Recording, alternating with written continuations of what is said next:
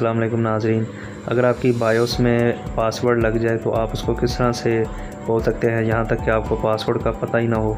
तो उसके लिए आपको बायोस पासवर्ड जंपर को जो सा है उसको ओपन करना है। वो कैसे करना है मैं इस वीडियो में आपको बताने लगा। तो सिंपली आपने करना क्या है कि अपने पीसी को डिस्कनेक्ट करके केबल्स के साथ ओपन कर लेना। ओपन करने के बाद आपने हार्ड को अलहदा कर लेना। तो अपने मदरबोर्ड में आप जो बैटरी की लोकेशन है इसके साथ आपको ये ब्लू कलर की एक कैप सी नज़र आएगी। ये देखिए, ये जो कैप है ये आपने जस्ट इसको उतार लेना। आप जस्ट इसको उतारेंगे और इसको जब दोबारा चलाएंगे तो इंशाल्लाह बायोस का पासवर्ड जो है वो रीसेट हो जाएगा।